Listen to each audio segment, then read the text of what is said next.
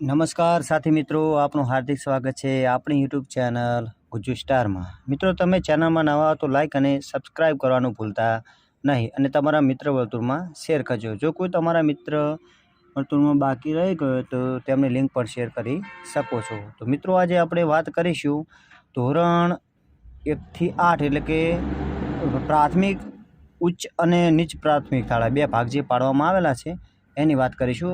એના ભરતી વિશેના ઓફિશિયલી આંકડા જે મળ્યા છે એની એક ચર્ચા કરી લઈએ।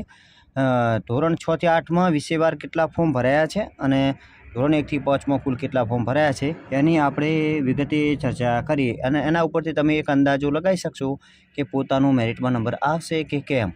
અને આ અગાઉ મેરિટ બાબતે તેમજ બીજી સંભવિત કેટલા મેરિટ રહેશે એના બાબતે આપણે વિડીયો અપલોડ કરેલા છે। તમે ચેનલની મુલાકાત લઈ અને વિડીયો સર્ચ કરીને તમે જોઈ શકો છો।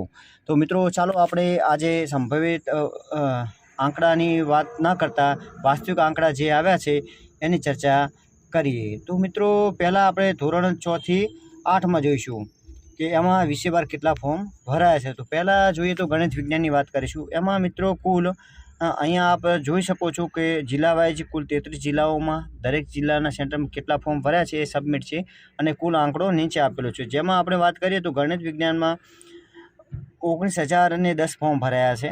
ત્યારબાદ ભાષાના વિષયોની વાત કરવામાં આવે તો ગુજરાતીમાં કુલ ફોર્મ 4,324 ફોર્મ ભરાયેલા છે।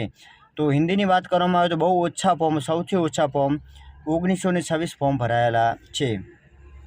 ત્યારબાદ અંગ્રેજીની વાત કરવામાં આવે તો ભાષાના વિષયોમાં સૌથી વધુ ફોર્મ અંગ્રેજીમાં ભરાયેલા છે, 7,207 ફોર્મ ભરાયેલા છે।